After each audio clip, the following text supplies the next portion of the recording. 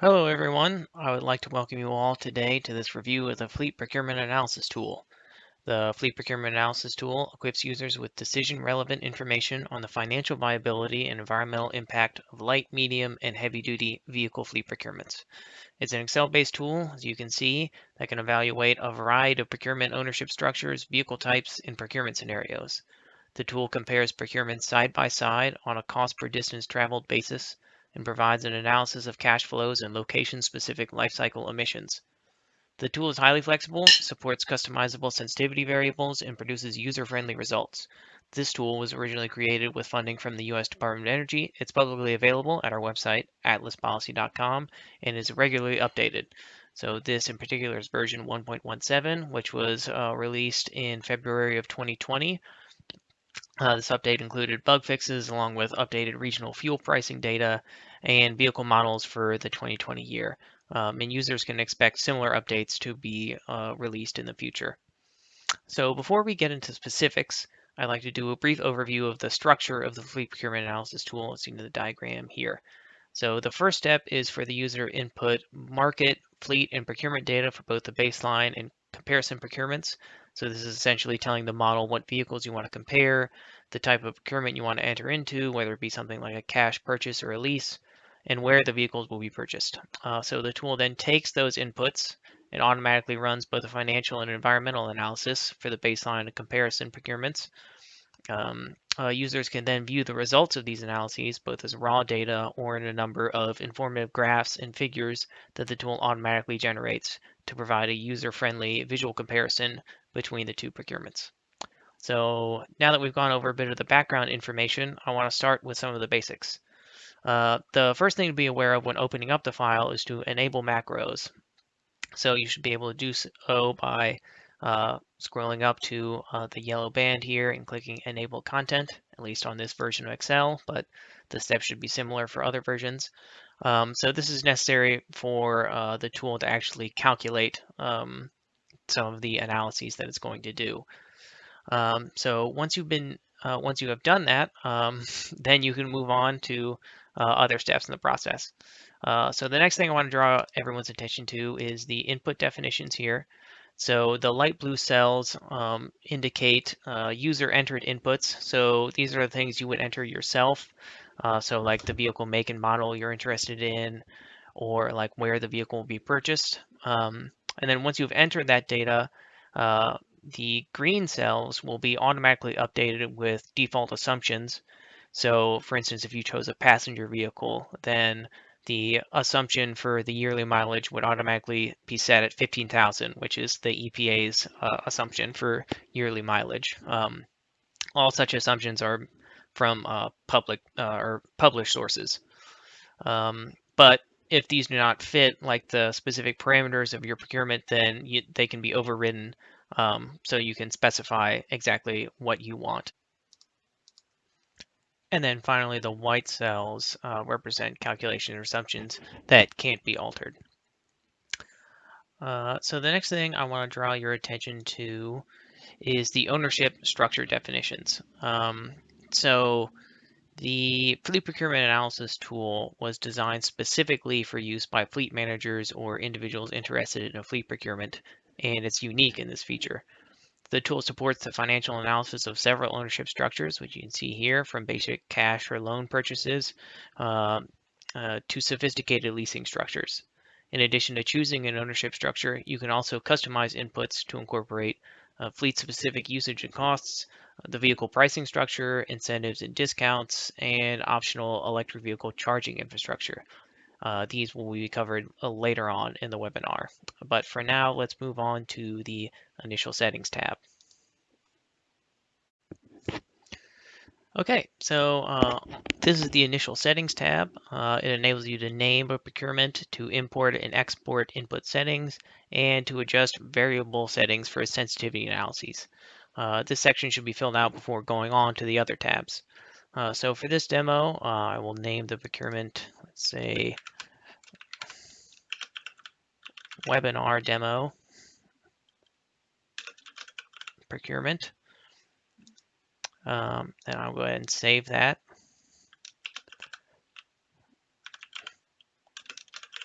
demo. There you go. Um, so as you can see here, this initial section allows you to save or export all of the user inputs to an external file. The format of this file can be read in a text editor, including Microsoft Notepad or Word. These saved inputs can then be reloaded later or shared with other users of the tool. If you have received a user input file from another user, if you have previously exported a file, you can then reload them using the load feature. And selecting the previously saved file. Do note that though that loading a previous file will overwrite all of the inputs here and then later on with the inputs from that loaded file. One of the benefits of this is it allows you to save multiple iterations of procurements you're interested in without having to save different versions of the file. So it should really cut down on the number of different versions of the tool you need and allow you to organize things more efficiently. So the next thing to cover here is the sensitivity settings. The tool allows you to conduct sensitivity analyses on up to 4 user inputs, 1 market variable, and 3 procurement variables.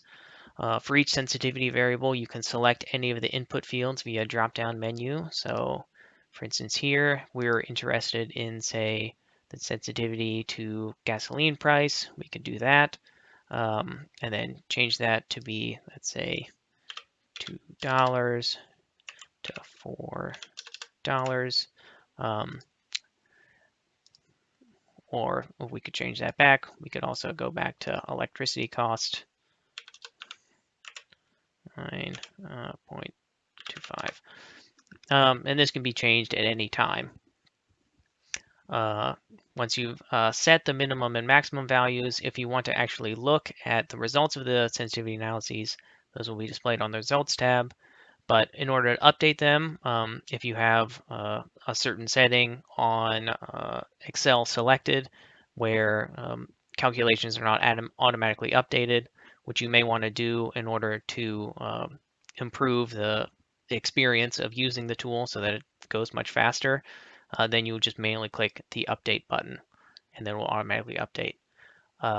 Just briefly, if you would like to change the calculation options, that's done by selecting the Formulas tab, then going over to Calculation Options, where you can set to automatic except for data tables, and manual. This may be different on different versions of Excel, but it should be in the Formulas data tab. Okay, so one other thing before we go on, I just want to mention that the vast majority of the cells in the fleet procurement analysis tool have these little comments boxes which will show up, which will go over some of the basics that I'm covering here if we ever want a quick reference about what these cells are being used for.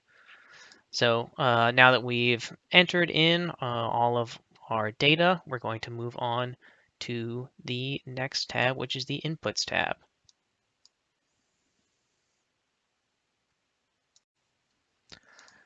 So the inputs section, you can enter inputs for the financial and environmental analyses. Inputs are grouped in 4 categories as follows. We have market inputs, vehicle inputs, procurement inputs, and then finally EV charging infrastructure use and installation inputs. As you can see from the number of inputs available, the tool covers a wide range of possibilities and has the flexibility to model almost any procurement scenario. As I mentioned previously, we have built-in assumptions for a number of inputs like gas or electricity prices, annual vehicle mileage, or years of ownership. But users can adjust these values so that they precisely reflect individual procurement scenarios. So now I'll walk through the Inputs tab section by section and run a sample procurement comparison to demonstrate how to enter information, the types of data that the tool supports, and the outputs that it generates. So in the market input section, you begin by entering the market. So the tool supports both the US and Canadian market, but for the purpose of this demo, we'll keep with the US. So once you've entered that information, you next then enter the zip code or the province if you were in Canada. So changing the zip code or province will alter the assumptions for gasoline, electricity costs, and electric grid emissions. So to demonstrate that, this is set at Washington, D.C., which is where Atlas is based. But for the purpose of this, let's go ahead and set it to the US average, which is done by entering all zeros. Then you see how all of those change, and in a second, these values will update. So like I said before, these values automatically populate based on data we get from the EIA or EPA, but you can override them. So for instance, in this, let's say we're interested in diesel prices of 350, so you just enter that there. So also covered are the average electricity costs by kilowatt hour for the location you select. So this will govern how much it costs to charge electric vehicles at user-owned charging stations. So that's this value here, electricity costs. We also have public charging costs. This will govern how much it costs to charge vehicles at third-party owned public charging stations. So a corresponding entry to the public charging price actually is down here, the cost of downtime. This is the hourly rate users can apply to any time that vehicles spend charging where they would otherwise be in use. This only applies to public charging, as the tool assumes all charging at a user-owned station occurs during normal vehicle downtime. So en route, charging prices covers any charging that may occur at other user-owned facilities where the price of electricity may be different. You can also include the cost of carbon in the financial analysis. So for the US market, uh, the default cost of carbon is the social cost of carbon as defined by the US federal government in 2016, which is $42 per ton. And then also change the inflation rate, which is set at the Federal Reserve's medium-term target as of 2015. In the vehicle inputs section, you can select the vehicles to procure and edit vehicle procurement costs. The tool automatically loads inputs for each vehicle type, and you can select the custom vehicle option from the vehicle class drop-down menu if none of the makes or models that we have included cover what you're interested in. So if you want to find out more about the vehicle and where some of the data we get comes from, you can click this link or that link. So for light duty vehicles, this will take you to the relevant entry on fueleconomy.gov. And for medium and heavy duty vehicles, the tool will direct you to more information on that vehicle. So for this analysis, we'll compare two heavy duty vehicles. So we will do heavy duty. Let's do a Freightliner. So I have to choose the vehicle year next, but let's do Freightliner. We will do the Cascadia sleeper cab. As you can see, as I change the selection here, all of these values automatically update. And then let's make the comparison vehicle also a heavy duty 2018. We will do the Tesla, and then heavy duty extended range. It says 2018, even though it's not currently out yet.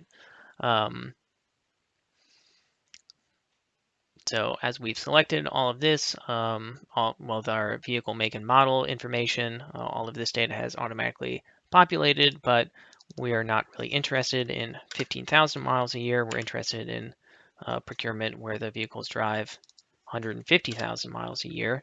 And then let's say we're not interested in 55% of city driving, we'll do 25% of city driving.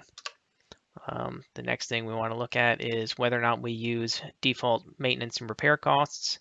Let's say no, let's enter our own.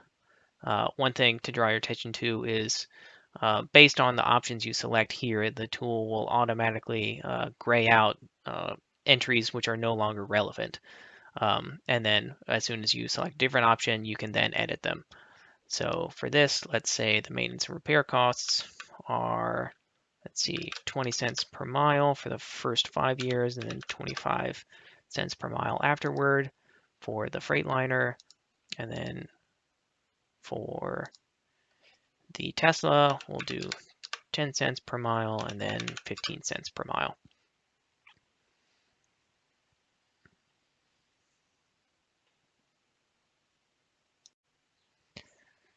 Moving on, let's go to the vehicle procurement input section. So let's go down to that. This section allows users to customize the details in terms of the procurement. As I discussed previously, this is a unique feature of the Fleet Procurement Analysis tool, which is purpose-built to cover a wide range of procurement options to provide relevant financial analysis for fleet managers. So the first input is the discount rate for the net present value calculations. This option allows users to build in the time value of money into their calculations. So for this analysis, let's go ahead and set it at 8% for both. Oops.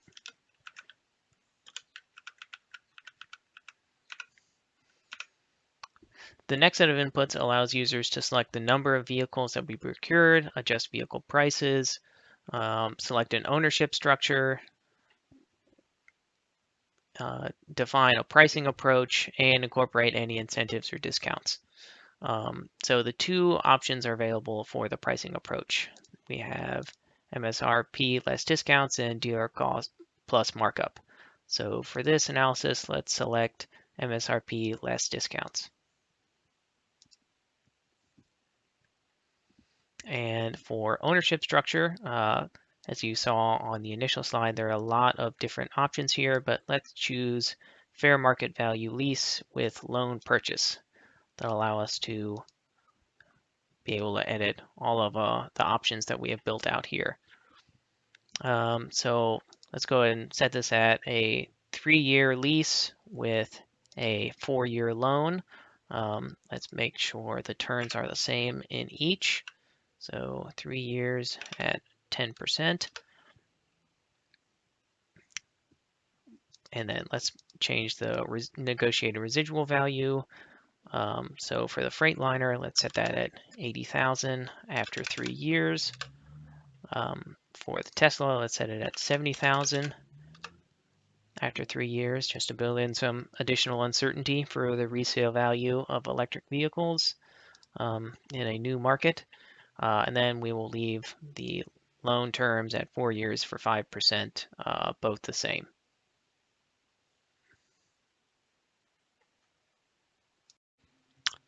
Okay, now that we've input all of our procurement inputs, let's move on to the next section, EV charging infrastructure use and installation inputs. So we'll scroll down there. So this section allows you to include or exclude EV charging infrastructure costs from the financial analysis. So you might want to exclude infrastructure if your site already has sufficient charging access, or if you don't want to consider these costs when comparing to an alternative procurement. So for instance, if the procuring the vehicle is internal combustion vehicle, like for the Freightliner here. Obviously we're not going to include charging infrastructure for the Freightliner, but for the Tesla, we will want to include it. So for the first set of inputs, we need to fill out is where we expect the vehicle will charge. So up here, this will determine how much of the charging is done at the home, public, and on-route charging prices. So if you recall, these are the ones we went over in the market input section up here.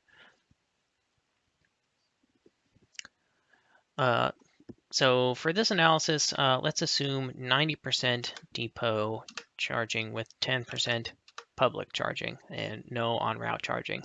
Although we could easily change that to be a 50-50 split between public and depot, or 33-33-33 between all categories, whatever most closely reflected the split that you expect to see for your specific procurement. So next thing we will need to do is say that since we are going to do the majority of the charging at our Home Depot, that we will include EV charging in the procurement. Now that we've selected yes, we'll need to select what level we are going to do, what the charging level is going to be. So we can choose between level 2 currently in the tool, which is much cheaper but also slower, and DC fast charging, which is more expensive but also considerably faster, higher power, I should say. So considering these are heavy-duty vehicles with large battery packs, we'll choose DC fast charging. And then we want to select the number of charging stations that we're going to procure. So the default here is 10, but let's go with 5 to give us a 2-to-1 vehicle to charger ratio. The other thing we want to consider here is the maximum power for public charging only. So as I mentioned before, the tool applies a cost of downtime to time spent charging at public stations. So it's important to consider how powerful you expect the chargers to be at those public charging stations. So it's currently set at 50 kilowatts, but let's bump that up to 150, since 50 kilowatts is a little low to be charging a heavy-duty vehicle like this at a public station. So now we need to determine what the ownership structure of the charging infrastructure will be. So it supports cash purchase or loan purchase. Let's do a loan purchase. And let's set it over the lifetime of the procurement, so 7 years. Let's do 5%, just like we did for the vehicles, and we'll do a $5,000 down payment on each charging station. All right, now that we have finished with all the inputs for our comparison, let's save our inputs first. So back to initial settings. Let's save here over webinar demo, our initial save. Go back to inputs. And let's take a look at the results tab to see the differences between the two procurements. So on to that. Whoop, here we go. All right, so now here we are at the results tab. So the results tab presents a dashboard report that includes a procurement summary, societal benefit summary, cash flow summary, and the results of the sensitivity analysis that we set in the initial settings. Just to double check that you're actually looking at the results of the procurement you're interested in, we have the procurement name up here. So that's webinar demo procurement. So this is the one that we're interested in. So next, I'll walk through all of the various summaries here to give a breakdown of the information that they provide. Okay, so let's start with the procurement summary section. This section summarizes the financial performance calculations from the financial model tab, which we'll take a look at in a moment after we explore the summary data. The figure here displays a dashboard with key financial metrics for users to easily assess the difference between the baseline and the comparison procurement. So the vehicle cost per distance traveled graph here shows the cost per mile or per kilometer for Canada for each vehicle procured, which is the sum of the cost from carbon, downtime, charging infrastructure, taxes and fees, insurance, maintenance and repairs, fuel, financing, and depreciation, less any tax credits or incentives.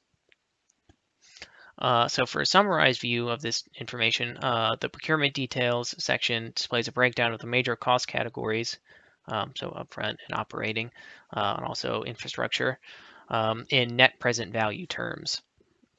It also gives you relevant data like the procurement structure or ownership structure.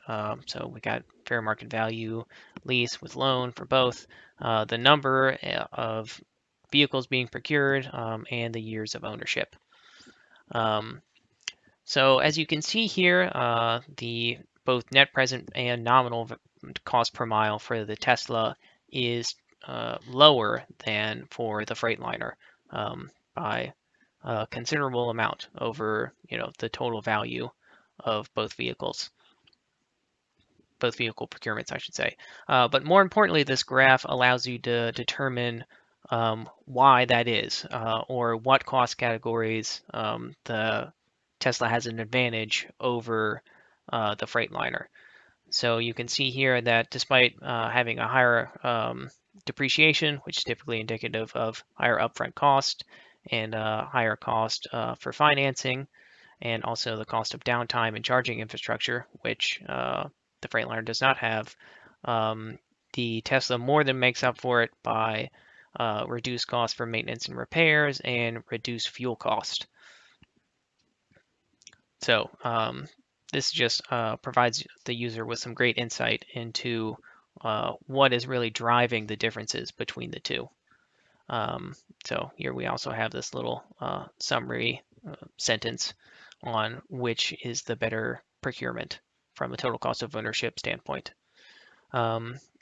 Going beyond the total cost of ownership, the next section we want to explore is the societal benefit summary.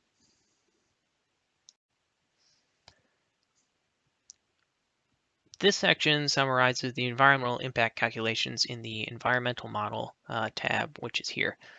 So these include a comparison of life cycle emissions for each of the procurements on a per vehicle basis, with carbon dioxide emissions being highlighted here, along with a comparison of the total fleet fossil fuel consumption for each of the procurements, which is here. So also included is a graph of other criteria pollutant emissions. So we have wheel-to-well emissions for nitrogen dioxide, sulfur dioxide, volatile organic compounds, and particulate matter of 2 different sizes.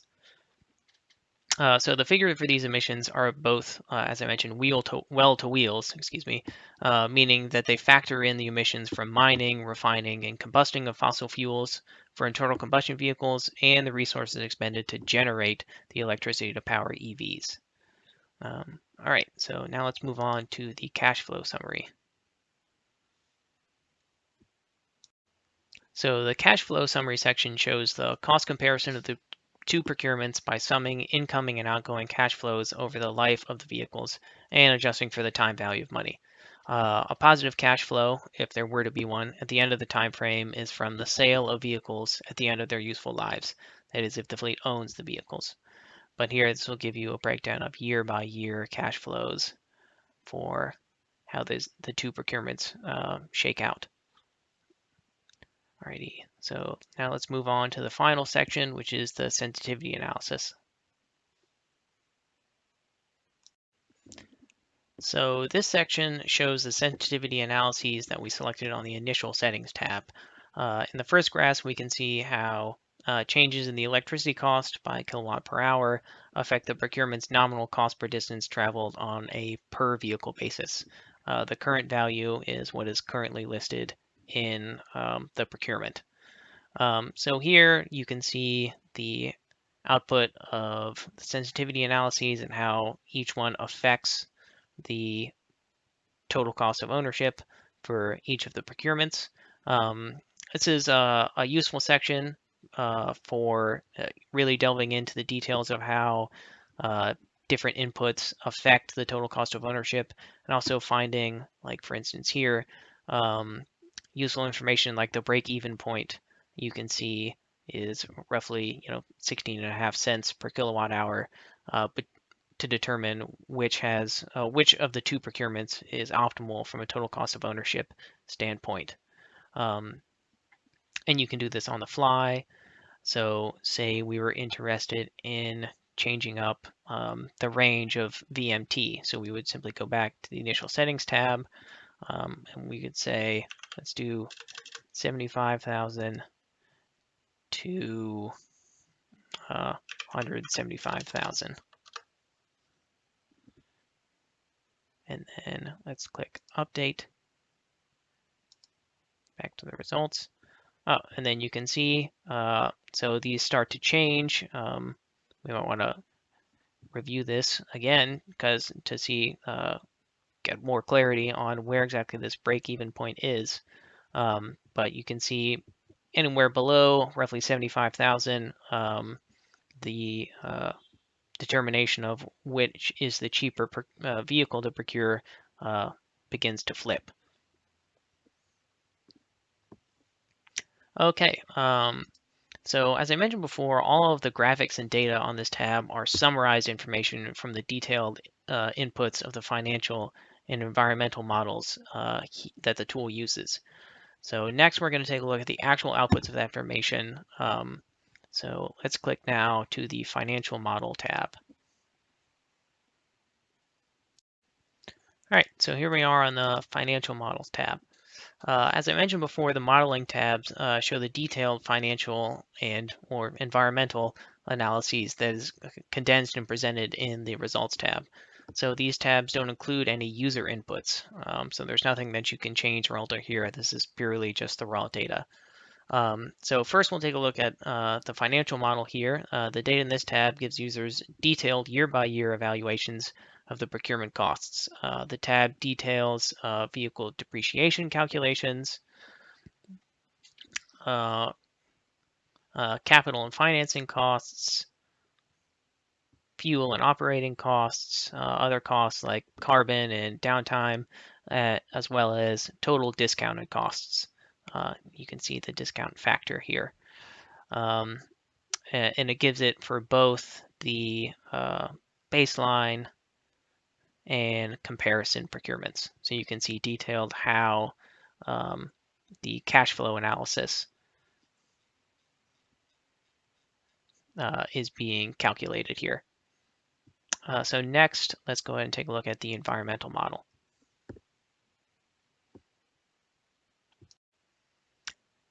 So for the environmental model, the data in this tab gives users detailed per mile or per kilometer procurement emissions. The tab compares fuel economy and energy consumption metrics between the baseline and comparison procurement based on annual vehicle distance traveled and local cost assumptions. From this information, carbon dioxide and other life cycle emissions are assessed on a uh, weight and mass per mile or per kilometer basis, respectively. As you can see from the asterisk information, the emissions calculations are based on the GREET model from Argonne National Laboratory and EPA's eGrid. For more information about the source for the assumptions and calculations model, we can turn to the next to last tab, the data tab. So let's head there now and up to the top.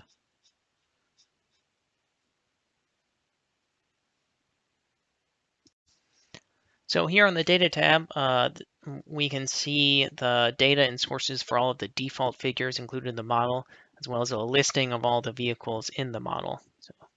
So if you're interested in where the gasoline or diesel emissions data come from, you simply have to click the link.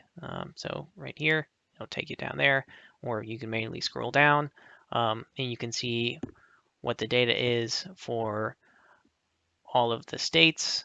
This is what is used when you enter in the zip code information to determine what the default gasoline, electricity, and diesel prices are.